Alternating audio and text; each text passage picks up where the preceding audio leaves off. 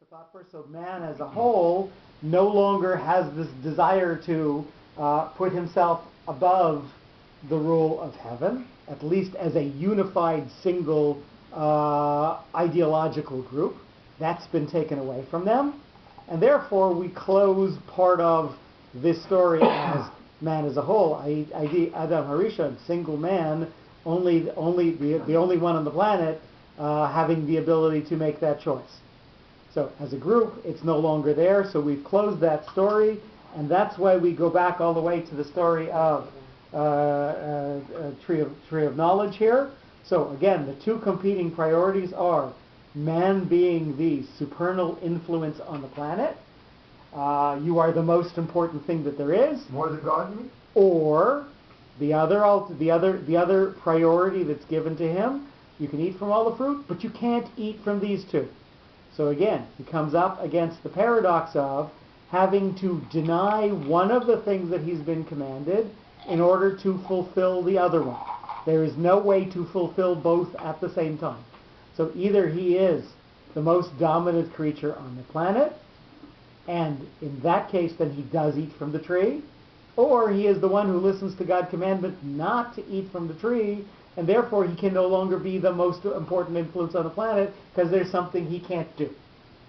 So in the world, in a finite world, you have this conflict between priorities. And that's why it's not necessarily, quote unquote, a sin. It's a choosing of priorities, not a sin.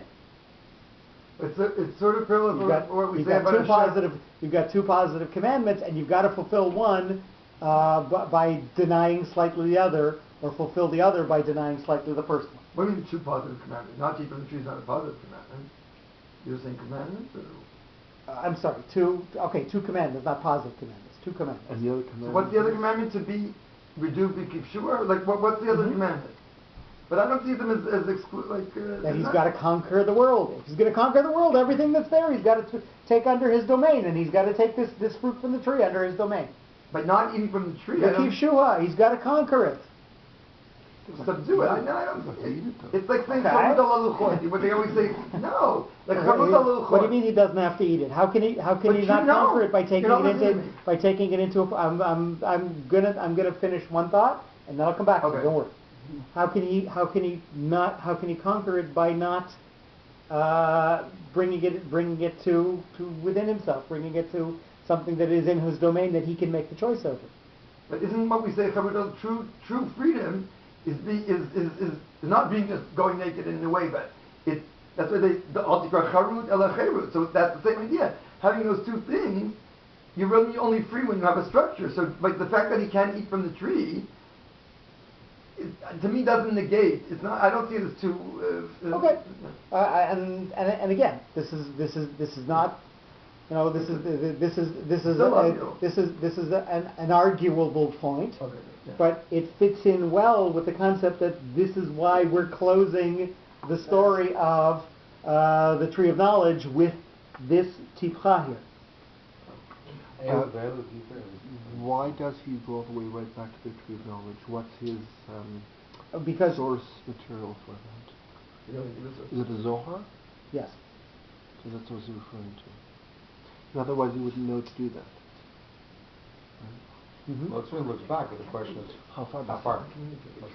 So we always look at a lot of the object lessons that we're given, a lot of the stories that we're given in Torah, and we always see them as a tikkun for something that happened before, and usually there is a conceptual link to bring us back to Adam and Chava in some concept of their failure, in some concept of the way that the world had to devolve because of what the way that they chose to act. It was their fault. Okay, so we've sort of closed a very old bracket with this tipcha, sfat, a lip of with a munach. So this is going to have a sharp separation between it and what's going to go forward, and we're going to go forward here into a new type of reality. A lip of a person which is adapted to pronounce articulation of a sound becomes impaired in the performance of its regular function, as specified by the shape of the reading mark. So, by not allowing people to communicate freely with each other at this point, there is a heavenly constraint that is put on speech from this point forward, that the entire world can't have a single presence of thought to fight against heaven, or a single voice to speak with to fight against heaven, if you will. So, figuratively or literally, we're saying that the ability to express words is no longer the same as it was before, in that unity of thought that they had to build the tower can no longer happen. God has removed that from the world. Kol haaretz, all the land, with the stabilizing et nachta. We're turning the page to page 134, number 9. Not only did this phenomenon affect particular individuals, but it was a standard feature over all the land, where no one could transmit any information or offer any advice through speech, as illustrated by the stabilizing shape of the reading mark. So, by not being able to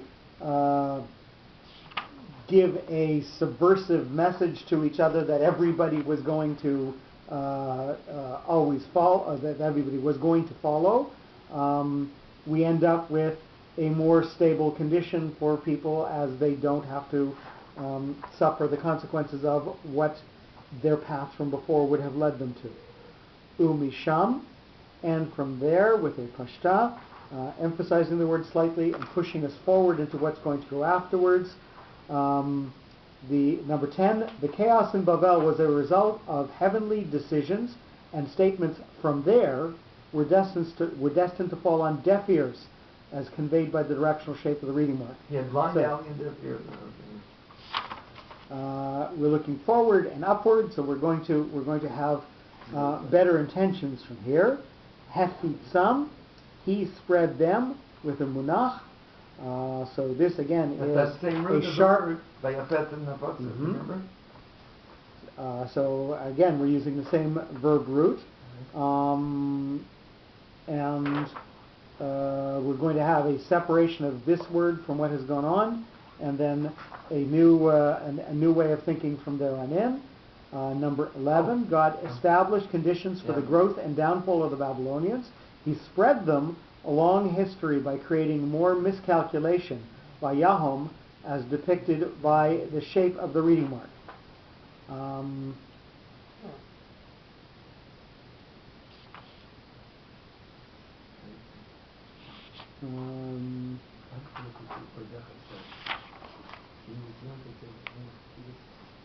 So what are we trying to say, Al? How does that start, that part? How does it start?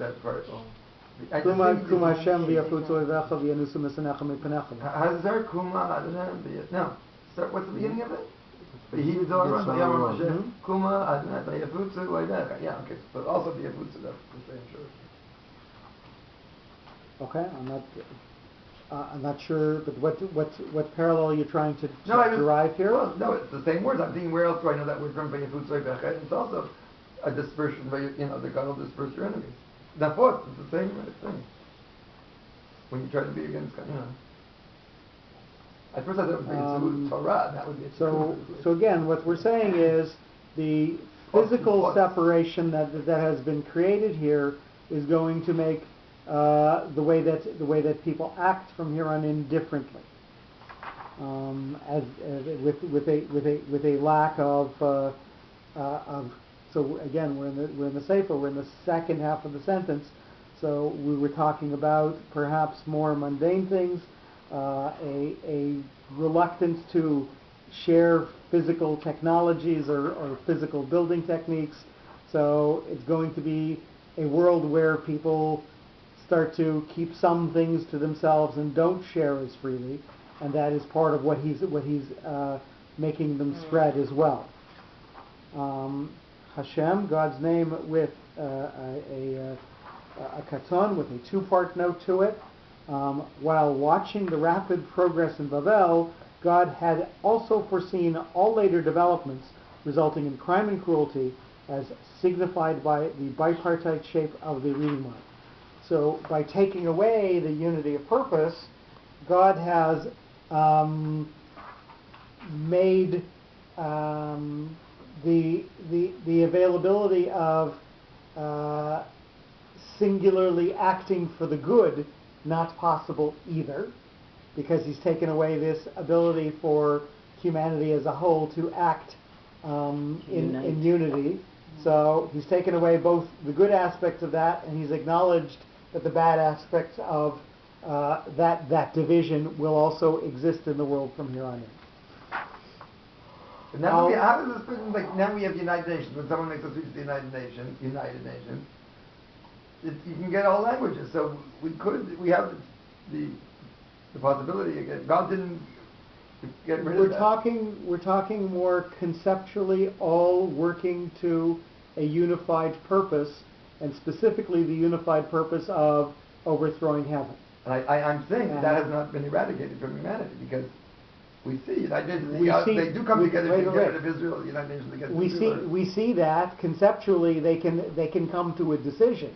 There is always a decision that is based on self-interest, opposed by others, based on self-interest, which is just what we saw with Hefitzam, with that last word that we just said, and specifically not pointed at the quote unquote overthrow of the rule of heaven, or challenging heaven.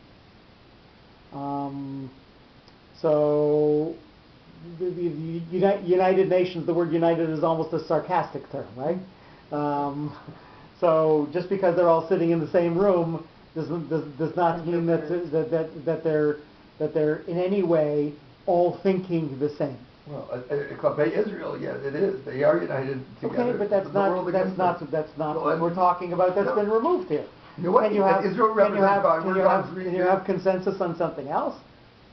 Yes, but the consensus is even in and of itself is not a thorough consensus.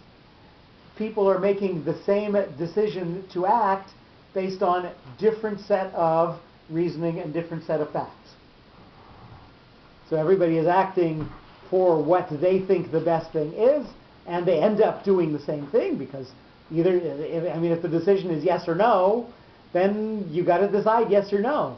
But your thought process doesn't have to be the same to get to a yes or a no. And I think that's what conceptually we're talking about here. That's what's been removed, that unity of thought process. Al Panei, over Fesav with a tipcha. So this is going to look backwards at what we've already said and have a slight pause afterwards. Number 13. In retrospect, it became obvious over face of everybody to realize the regressive frame of Babylon as portrayed by the reverse orientation of the reading mark. So the things that happen here almost become a mark of shame for the place, if you will. Become something that people recognize as a failure that they don't want to revisit, if you will. And that's why we look back at it and we sort of close the chapter. Tipcha, backwards looking with a pause after it. So we look back at it and we stop the thought from there. Kol haaretz, again, with the stabilizing influence of Sof Pasuk. Not only was the supreme control once limited to a certain area, but it could be active to apply the law even to all the earth simultaneously.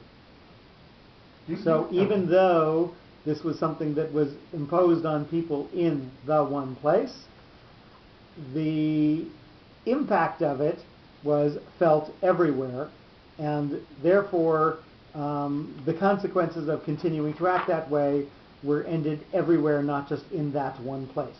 But I still don't get the sense that they did tshuva, like they realized they were doing something wrong. No, wait, they did not do tshuva. They did not from themselves come to a place where they decided they were going to do something different.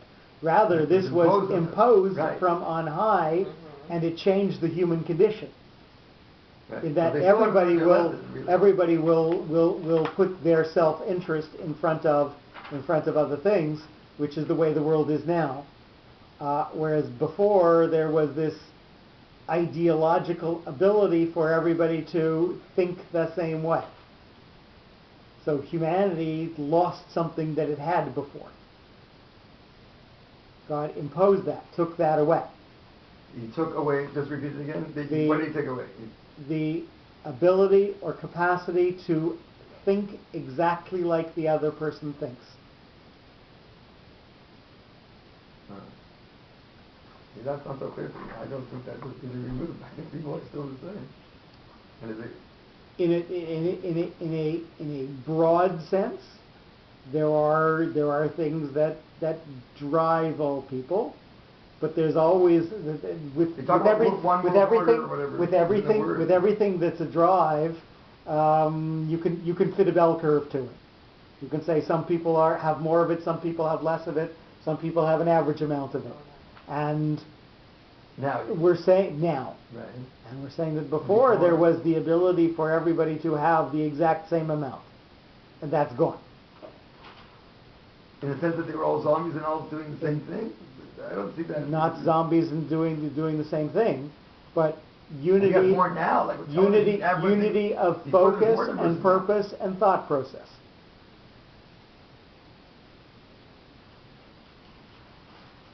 Not something we can conceive of. Everybody doing exactly the same thing for exactly the same reason. Well, it's not within humanity. Because it was taken away. So we can't even imagine. So I think we'll read the sentence and then we'll end for the evening.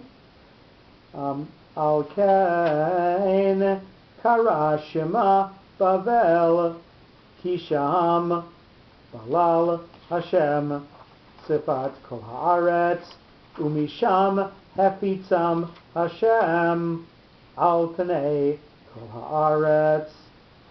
And we'll close for there. And next time we'll continue on page 134. Are we planning our scheme? What happens when we finish Parshat Noach?